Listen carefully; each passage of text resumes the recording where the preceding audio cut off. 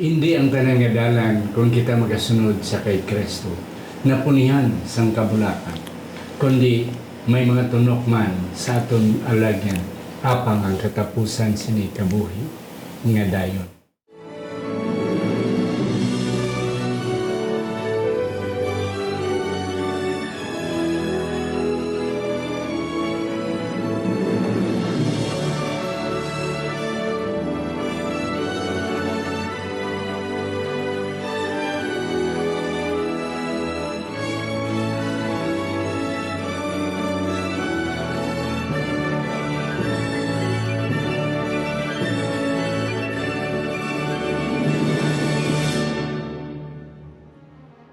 Ang Pagtuon Subong, semanal nga paghusisa, pagreview, pagtalakay, ukon pagsiding sa aton leksyon sa eskuela sabatika.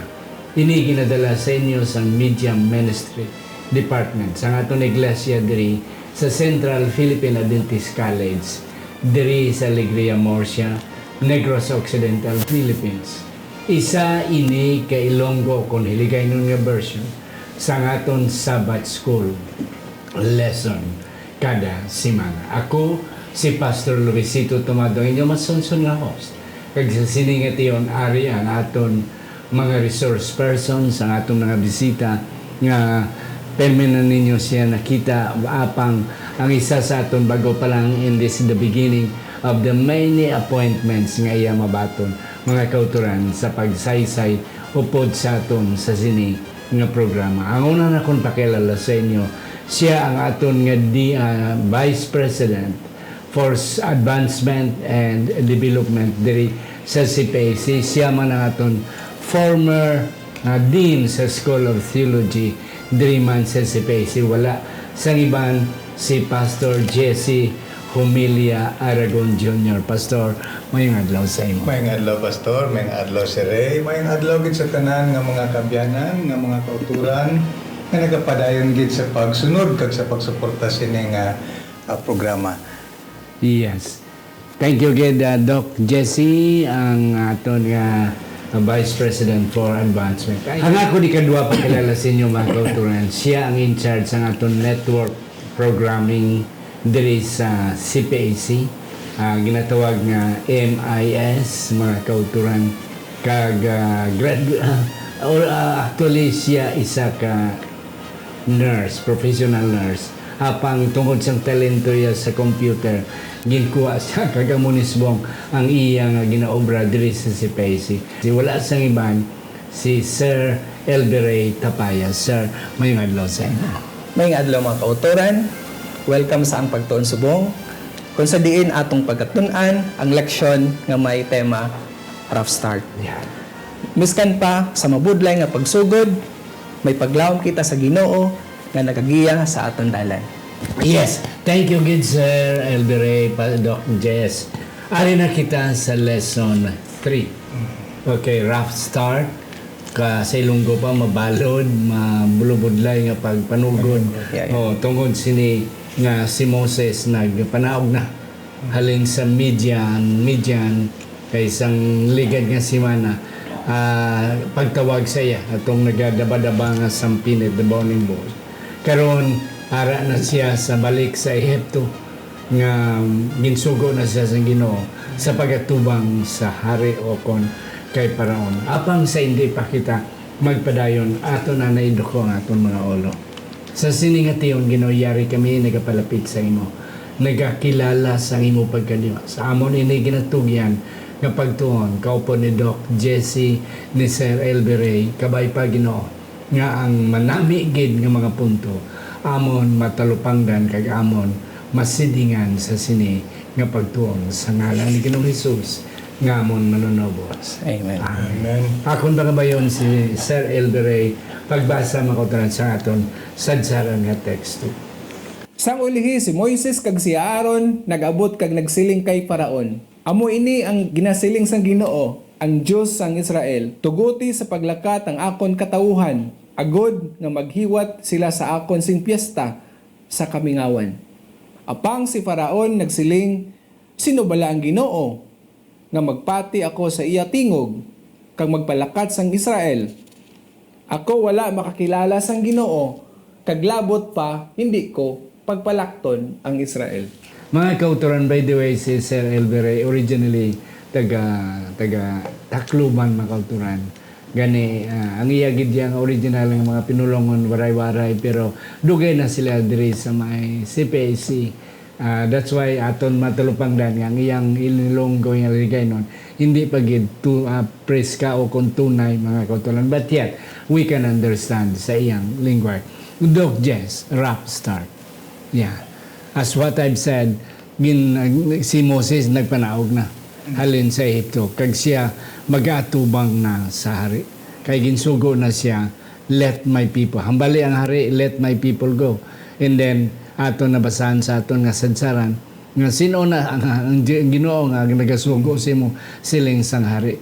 Hindi ko ya magtugot sang mga katawan nga magmalakat sila. Yes, Doc. Ano pa gid ang aton nga mga punto? Na medyo mabudlay ni nga panugod, Pastor. No? Kay actually, mga kabyanan, mga kauturan, aton diri tunan ang tatlo ka-importanteng response sa mga katawhan nga nagapamati kag nagabaton sa pulong sa Ginoo. Nauna si Moses. Aton pagatunan ang response ni Moses sang pagsugo sa iya sang Ginoo. Anong iyang reaksyon, anong iyang response sa Ginoo? Ikaduha, ang response ni Paraon sa mensahe sa Ginoo. Dira man atong tun-an sining semana, ano ang response ni Paraon pagsiling sa iya, let my people go. Kag ikatatlo atong tunan ang response sa mga sa mga Hebreanhon. Sa mga Hebreanhon nga amo ang nagbaton man sa mensahe nga nagasaysay sang ilang pagpatiman sa pulong sa Ginoo. Do budlay ini si Moses budlay, si Paraon budlay, ang mga katawhan budlay apang atong tun-an sining semana, ano gid ang dapat naton iya pag-isabat man sa sining nga mga panghangkat nga ara man sa aton kabuhi sa subong nga panag-on. Kag isa pagid pastor, paano ginsulbar sang Ginoo ang kabudlay? Kag paano man ginsulbar ni Moses kag ni Aaron ina nga mga kabudlayan sa pagpanugod sang sugo sa Ginoo. Yes, Sir Elvire. Okay. May ara ko pumangkot that may sound heretical or at least deeply challenging. Ano ayhan kung ang imong pinakadako nga spiritual breakthrough is designed to start with your biggest practical breakdown or pinakadako mong kapaltahan? Ang leksyon naton sini nga semana, pastors, mga kautoran, a rough start overturns what we expect when we follow God. Yeah. Kasi nga, we've been conditioned by what I call the success gospel.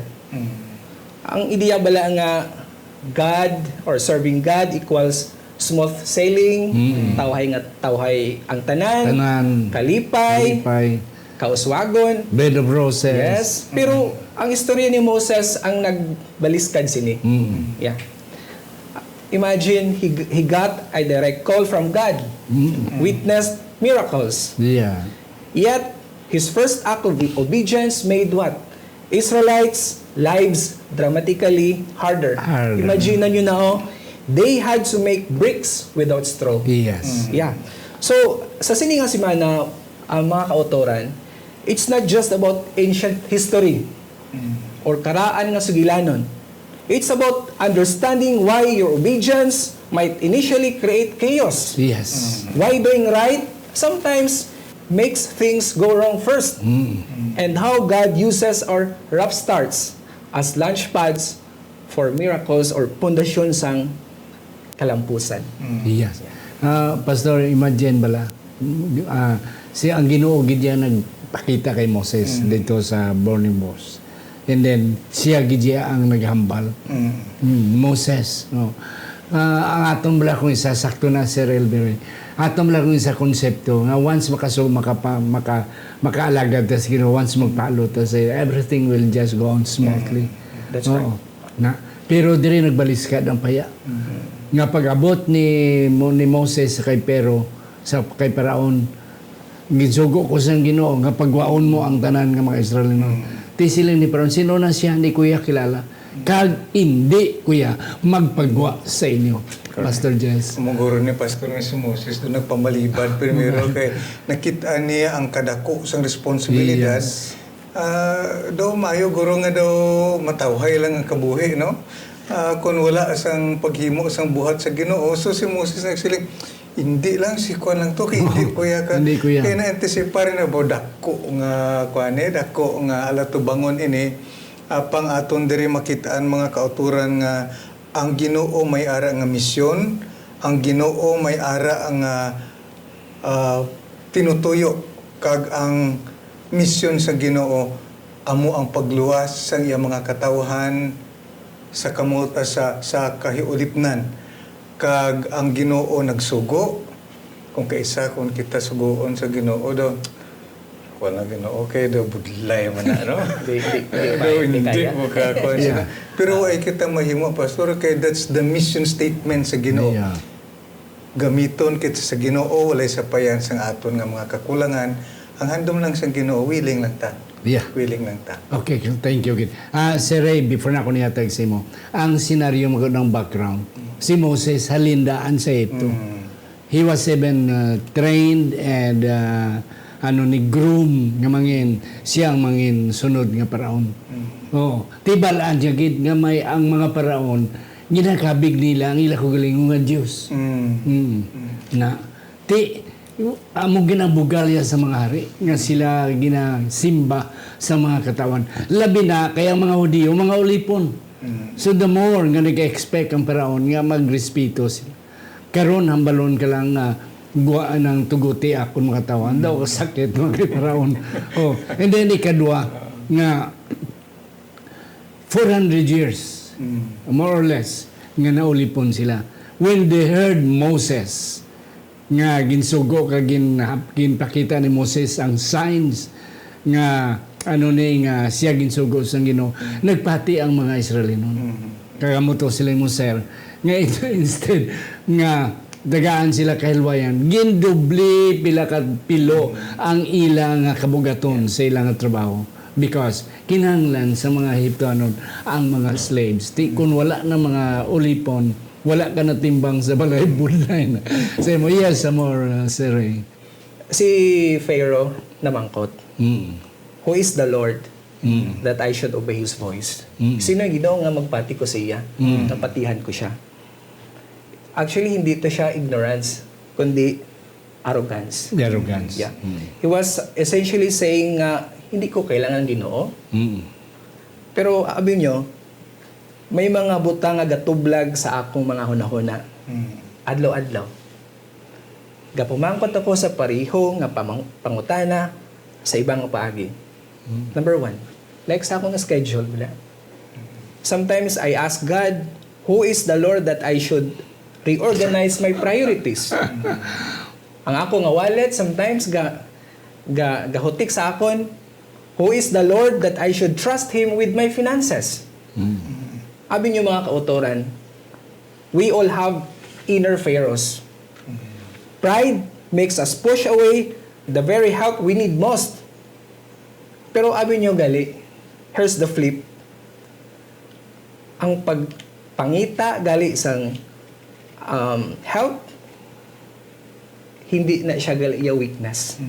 Kundi it's a wisdom. Yep. So when we recognize the Lord's authority, life does not get harder. It gets clearer. So, mga kautoran, we stop fighting battles we were never meant to win alone. So, ang atong nga challenge subong nga panahon, kailangan nato ni identify ang atong loudest inner pharaoh.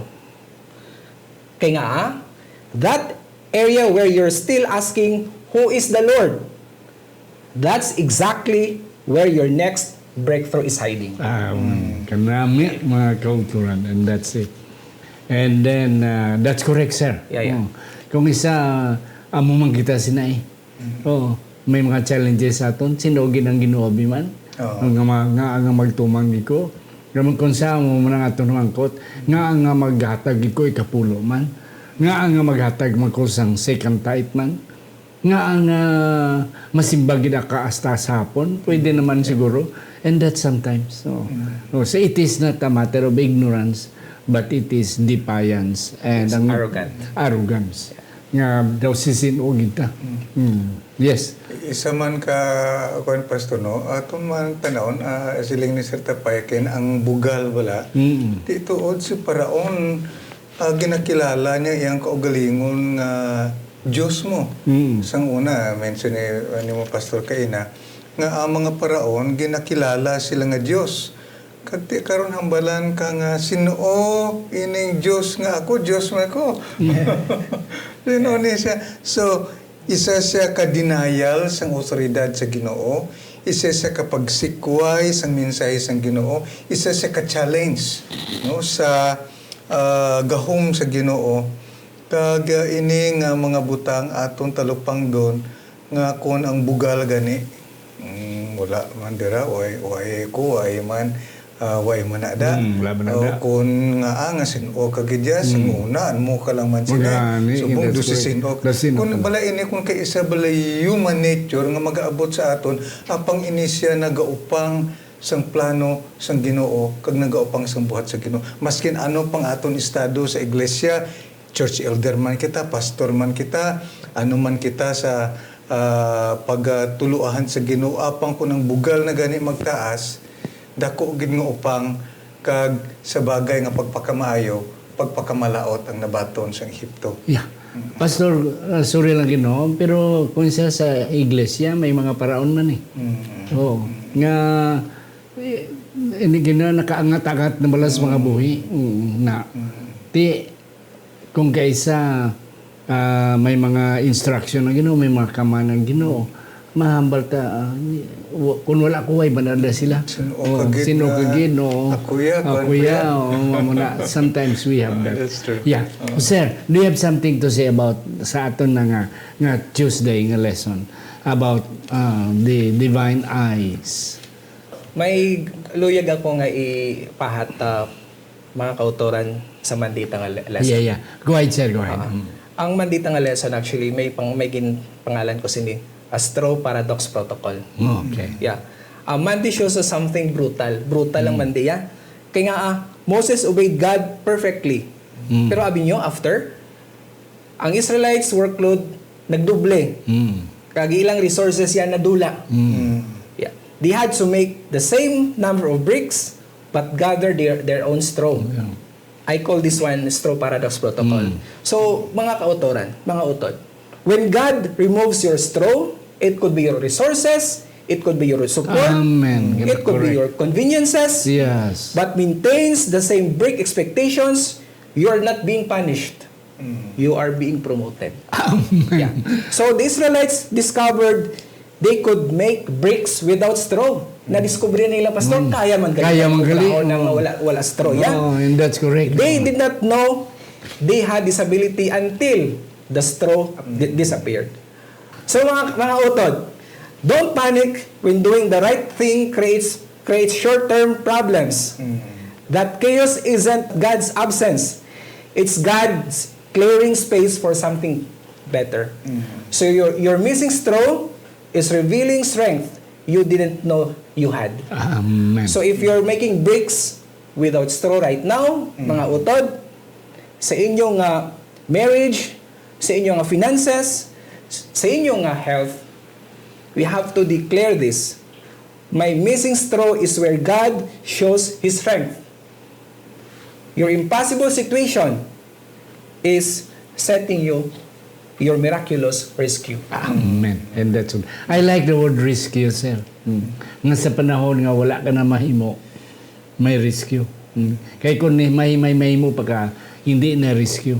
That's the point. Amo to, sir, kanami sang punto mo nga ilang magali nakita nga pwede gali nila makaya. Perti ang grumble nila, perti ang reklamo na kay Moses. Imagine balao, nagdulubli na, wala pa sang straw. Pero they were able to produce. And that's the point. Yes, sir. Pastor. Ang akong diri nga punto, Pastor, no, sa aton nga leksyon sa Wednesday, uncircumcised lips. Isa ni ka metaphor kay ang circumcision sa mga Hebrewanhon, nagasimbolo ini siya sang purity, Oo, nagasimbolo ni siya sa cleanliness. Okay. Karon pag sila nga uncircumcised lips, unpure, unclean, nga nag-unclean ini nga mga lips, nga mga bibig sa mga katawhan, bangod sang ilang pagkumod. Ang ilang ekspektasyon, wala na met. Na met, hindi na sila mamati kay Moses. Maskin pa si Moses nga pangulo nga padala sa Ginoo, hindi na sila mamati, hindi na sila magpati sa saad sa Ginoo. Do batuhon na lang gani nila si Moses. Pang ini nga mga pululungon, maskin pa si Moses mismo becomes unworthy. No, maskin pa si Moses mismo ginpabatyag niyang iyang kaugalingon nga failure siya. Pang ang response ng Ginoo mga kautoran, walay sapayan sining pagkumod, walay sapayan sining nga kakulang sang pagsalig sa Ginoo sa iya pulong, siling sang Ginoo, I will be with you. Yeah.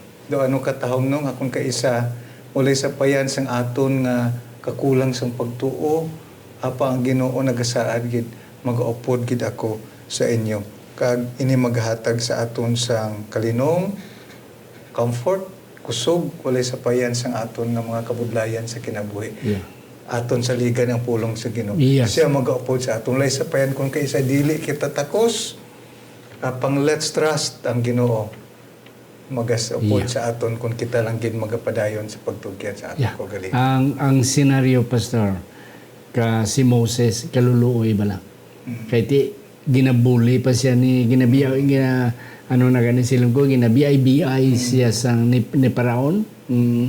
And then ang mga kaiyang katawan nga mga Israeli noon nag-curse pa sa iya. Tumok pagid siya. Ti grabe gid kabudlay, grabe gid kabugat sang ni. Pero kanami isang sang Ginoo. Kanami isang response, kanami isang pasalig sang Ginoo. Nga ti amo ni siya ang 6 eyes nga aton nakita diri. Okay, Moses, wala problema ha. I will appear. Yeah, I appear. Okay. I am the Lord. Yeah, I am that I am. That's the point. I appear before the patriarchs. I establish my covenant. I promise to give them land of Canaan. Yes, I heard their groaning, and then I noticed.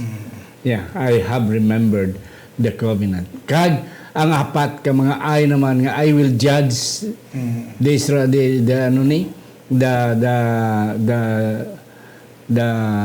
Egypt. I will redeem you, so I will free you from slavery. Yes, sir. Do you have some more about this? Yes, actually, nabatsyaga ni Moses ang iyang completely inadequate to speak.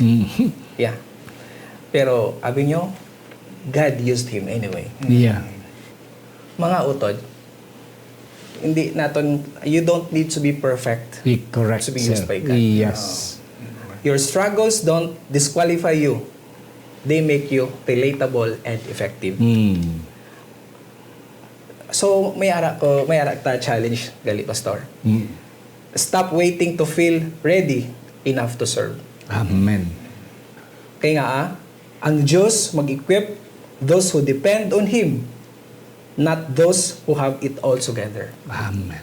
Correct. Yun. Kaya nga aton man nga weaknesses bala, might be exactly what qualifies you, what qualifies us sa ining ministry nga na obrata. Kanami sir isang punto mo, nakakuha ko sang punto, Pastor Man, nga ginapakita lang sa Ginoo nga hindi sa strength ni Moses, hindi sa abilidad ni Moses, hindi man sa mga Israeli noon mismo. Ginapakita gid sa Ginoo nga dependent totally sa iya. Kaya hindi ni aton business. Following God is not our business, but this is the business of God.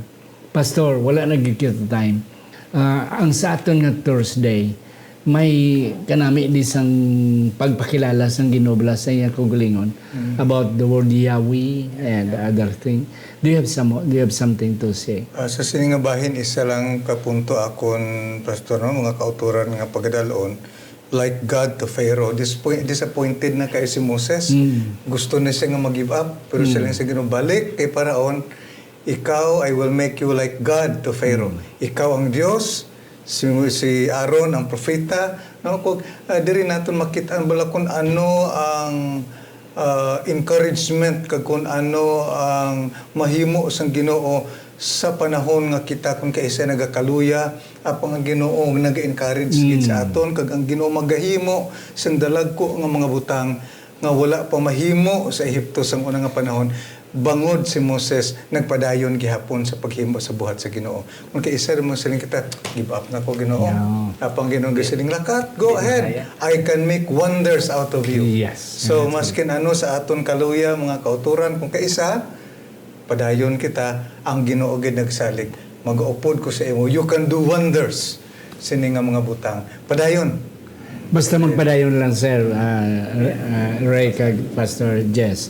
Magpadayon lang, God can make use of us. Sa aton nga mga imperfectness, sa aton nga mga limitations, God can do wonders. Sir, you have some more? May insight lang po ang gusto ipahatid, Pastor. Some of us have to learn the hard way. Yes. Pero their resistance isn't about you. It's not about us. It's about their timing. Kasi nga, God knows when hearts will be ready. So He might be allowing stubbornness to grow so that the breakthrough will be unmistakably from Him. So ang atong ang application naton sa ini mga utod, don't take spiritual rejection personally. Don't exhaust yourself trying to convince someone who isn't ready. And keep loving them, but recognize that their hardness might be part of God's larger plan for a more spectacular deliverance. So mga utod, ano yung stubborn situation ba? It could be God's stage. Kasi nga, the harder the resistance, the greater the glory when the breakthrough comes. So that impossible person or circumstance, they might be your Red Sea moment in the making. Amen. And that's good. Kanami, sir, sa mga punto nimo nga ang mga sirkumstansya ng isa naghahatag sa aton sang pagkakilala sa atong hugalingon. Nga, hindi, kung magpabilin lang galiko, God can make use of us. Ang isa pagkikapunto di, sa atong Thursday nga leksyon, iniblam ang word nga Yahweh is a name of God. Oh, nga may covenantal relationship. Do paribulas na mag-asawa, nga may pakigsaad sila. Nga gindumdum gid sang Ginoo. Ang tao malipat, but God never forget. Sang iyang covenant sa iyang pakigsaad sa Ginoo. Even though it took them 400 years, but in God's timing, God fulfilled His promise. Yes, Amen. Pastor, do you have some more? Nga ko lang katapusan punto mga kauturan, mga kabiyanan. Ang Ginoo wala nagsaad nga kung kita magsunod sa iya, tanan mga tawhay, tanan malipayon. May mga kabudlayan, may mga kapiutan, may ara nga mga struggles kita. Apang Ginoo nagsaad gid nga siya magaupod sa aton, siya magasustento sa aton, siya magatabang sa aton tubtob madangat naton ang kadaugan. Amen. Yes, sir. Do you have last take, sir? May Sherman Pastor. I call it Exodus equation. Wow. It's actually obedience and plus opposition equals opportunity for God's glory. So Moses' obedience plus Pharaoh's opposition equaled the opportunity for the greatest deliverance story ever told. So, ang final ko lang challenge siya, mga utod. If your life feels harder after doing what's right, hold on. Amen. Amen. That chaos is often the tremor before the earthquake of your breakthrough. Kasi nga ang punto, Pastor, if you could notice from the very start, breakthrough. Ang disenyo niya ba, dira nag-start sa kanang breakdown. Yeah. Kay sometimes ba, hindi na ko, kay di ko na ni kaya. But, wait na kabalo nga, na ang gindisenyo sa Ginoo kay for your spiritual breakthrough in the future. Yeah. So, opdi ako sa paghambal sini, mga utod.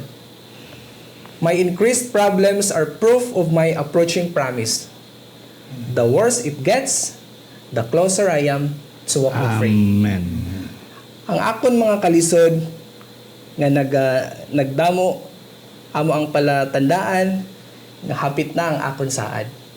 So kung mas lisod pa, mas dool na ako sa kahilwayan. Amen. So every Exodus begins with what? Increased oppression. Your rough start isn't your story's ending. It's God's favorite beginning.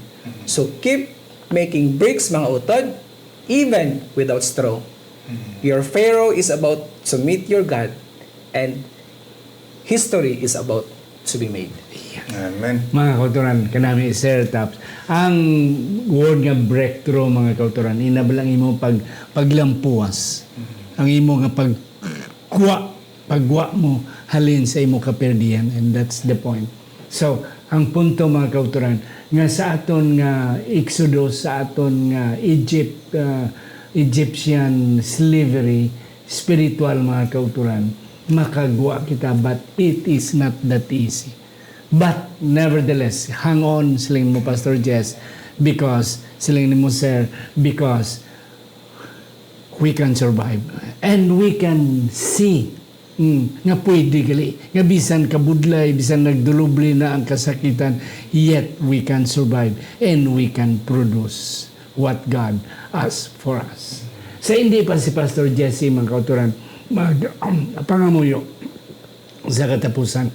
Aton na pasalamatan nining aton ng mga sponsors nga kung wala sa ila, wala kita, hindi kita kapadayon sini nga programa, mga kauturan. Si Sir Ido and Fimidon Bandes, Sir Luciano Junjun and Goldie Joligi Jr., Doctors Erwin and Rhoda Hardinico, Elder Herbert and Ma'am Evelyn Camone, Dr. Norvin and Ma'am Rosalina Hibieso, Jet and Susan Caro, Iboy and Jessica Malabanan, Joan and Myla Susana, Jimmy Trino and Anily Trino Perdido, Alex Pedero and Ma'am Jenna Pedero Ilumar, Sister Antipas Piedad, Marlene and Pastor Phil Peregrino, Ladil Labalan Gascon, Marlobel Hirota Lorin, Mananghilin Barbasa, Mark and Merel Mendoza. Salamat sa inyong pagsuportar sa inyong programa. Yes, Doc. Yes. Magapangamoy kita, Ginoo, salamat sa mensahe, sa pagpalig-on kag paglaom. Tuguti ang amon pagtuo nga magapangibabaw, labaw sa mga kabudlayan, ka mga kaluyahon, Ginoo, kabay nga ini dili magapadiskoryo sa amon, kundi ini magahatag sa amon sang kusog sa paghibalo nga yara ikaw nagabantay kag magaubay kag magadulong sa amon sa kadaugan. Salamat ikaw nang sabat sa amon pag-ampo, pwede imong pagpakamaayo sa tanan sa ngalan ni Jesus. Amen. Amen.